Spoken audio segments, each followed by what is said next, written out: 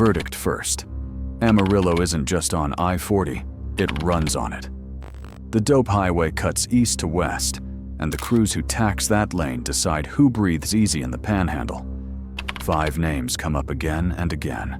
White power prison cliques and street sets that keep colliding on frontage roads and jail kites. Officers talk about meth bundles in fuel tanks, task force raids at dawn, and phone calls routed through Clement's unit on Spur 591. The simple rivalry at the heart of it. The Aryan Brotherhood of Texas versus the Aryan Circle on the inside. Sureños and Crips on the streets. West Texas tangos, trading wherever it's profitable. Tonight we map the feuds that make the I-40 corridor feel like a chessboard. We separate official record from street rumor, highlight the key cases, and end with what still holds as of this year. Told straight, in the Panhandle's voice. This story is built from court documents, press releases, and Texas public safety assessments. Where the record speaks, we name it. Where the street talks, we treat it as rumor. No gore, meaning over mess. Picture a driver's eye tour down I-40, exits to US 287 and I-27 flashing by, while the names behind the headlines take shape. Treat the corridor as a character. Eastbound, you're a few hours from Oklahoma City, then the Midwest. Westbound, New Mexico, and hubs beyond. Meth rides this asphalt because it's flat, fast, and forgettable. Interdictions near Amarillo and Carson County keep turning up the same trick. Loads buried in gas tanks, drivers headed for OKC. Those stops aren't random, they're surgical. Every time troopers pull a bundle, someone inland rages, someone local goes to ground, and phones at Clement start ringing. Amarillo's draw isn't cattle and cold wind, it's geography. Route 66's ghost and I-40's present make it a choke point. Mix in Clement's unit, a state prison east of town, and you get the feedback loop every city fears. Inside orders, outside action. If you're running a crew in Potter or Randall County, you learn the rhythms. Fair weeks, rodeo weekends, and police surges that bloom around the tri-state fairgrounds. Recent anti-gang operations during the fair, and a 2-day blitz the following spring. Guns, meth, cocaine, and cash show how the city applies pressure. The pattern is short, focused, multi-agency pushes that rattle street sets, but never fully silence them. Before we continue, if you value this kind of straight, documented look at how these corridors really work, hit the like button so it travels further than rumor, and drop a comment with what the streets look like from your side of Texas. Let's get back to the story. In West Texas, prison politics aren't background noise. They're the metronome. The state calls them security threat groups, but people here just say gangs. Inside, loyalty's hard and fast. Renounce affiliation, and maybe you breathe easier. Keep the patch, and you live by somebody else's clock. Shot callers still bend street business with contraband phones and compromised lines. Filings in federal cases name outside suppliers working with inmates to move meth. That's not rumor, and it explains why the Aryan Brotherhood of Texas and the Aryan Circle feud matters in Amarillo. When the inside argues, the outside bleeds. First, the pale rivalry. The Aryan Brotherhood of Texas and the Aryan Circle. 2 white power syndicates hunting the same prize, meth profits and obedience. State assessments list the Aryan Brotherhood of Texas, the Aryan Circle, and the West Texas Tangos among the most consequential prison-side players in Northwest Texas. Crips and Sureños rank large on the street side. The paperwork puts it plainly. Significant numbers in and around Potter County. The street version is saltier. ABT taxes the lane, AC undercuts the tax, and both lease muscle from bikers and freelancers when needed. Recent heat has been federal. A sweeping racketeering indictment named dozens of alleged ABT members and leaders. That was a statewide picture. But the chill reaches the Panhandle. These two camps don't always square off. They parallel run until a stash car goes missing or a commissary debt lands wrong. Then the kites fly and the roads get loud. Now the street sets.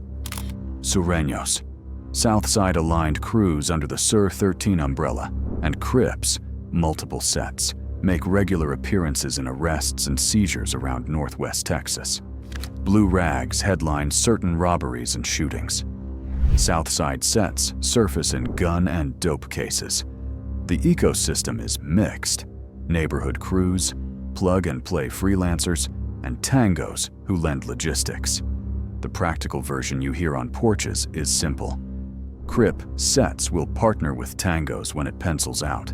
Sureños move product east toward OKC when it's quiet. None of that cancels the bottom line.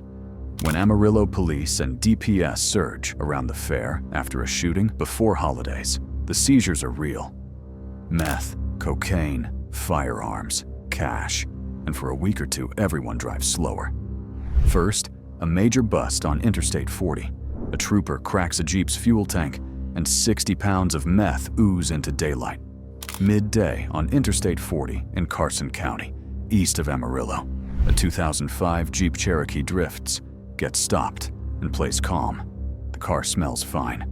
The tank doesn't. A bore scope slides in. Plastic-wrapped bundles, dozens, float in gas. DPS siphons. Crystalline bricks wink under fluorescent light. Criminal investigations and DEA adopt the case. The driver, an Albuquerque man, lands in county on a felony. In court, a prosecutor drops the punchline. He crossed at El Paso 15 times in 23 days. Destination flagged, Oklahoma City. The math is ugly. Amarillo is the refuel point, the choke point, the place you pray the speedometer behaves. That's the official story.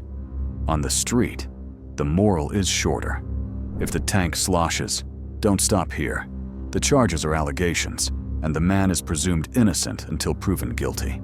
Next, coordinated dawn raids under the OCDETF banner roll across Amarillo and nearby Panhandle counties.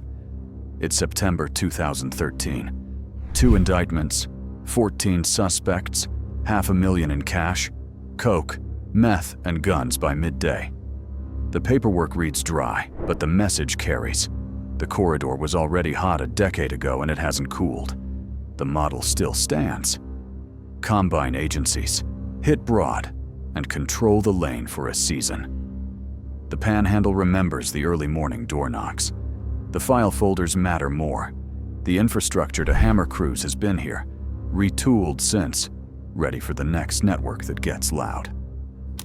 West Texas tangos, Tango Blast's local flavor, aren't a strict pyramid.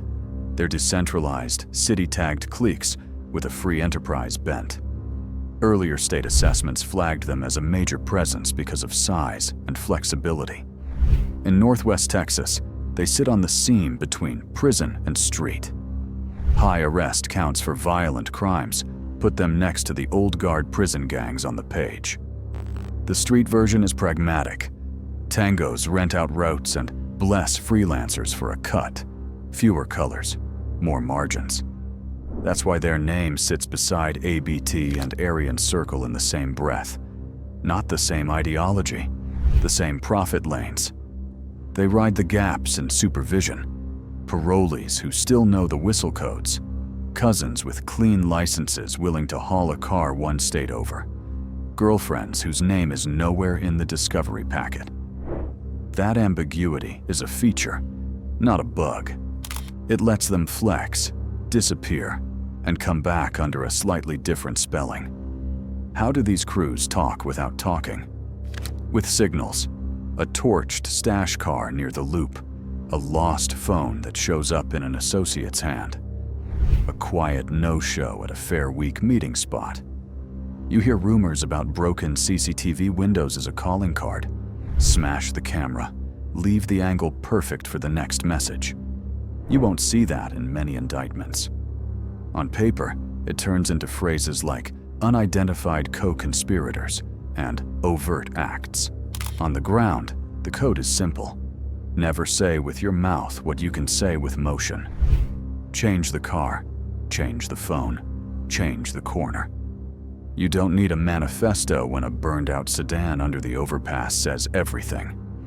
What you do see is arrest surges tied to event footprints, fair week saturations, 2-day blitzes that log 5 guns, nearly 3 pounds of meth, a pound of cocaine, and a fistful of cash. It isn't cinematic, it bends behavior. Crews scatter, stash houses go dark, and the corridor breathes for a weekend. The ledger since 2021 is crowded. 11 alleged traffickers were charged in Amarillo early that year. In 2024, one meth trafficker from Amarillo drew a life sentence. By year's end, his twin drew life as well. This year, 13 alleged meth and cocaine traffickers tied to a panhandle network were charged in a 15-count indictment under a name you remember: Operation Put It in Reverse. For a city Amarillo's size, that many people vanishing into the system leaves a dent you can feel in school bleachers and on swing shifts.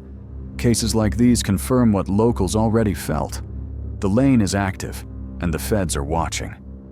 For ABT, the heat landed in federal court. Dozens of alleged members, including senior leaders, were indicted on racketeering. Those are allegations unless and until a jury says otherwise. The life sentences are convictions, subject to appeal. The message either way is loud. The road can take you to work, or it can take you to a cell. What comes after the raids? Some crews flatten. Leaders age out or get moved unit to unit. Others pivot. Smaller cells, encrypted phones, more courier work than local dealing. Law enforcement tightens the braid.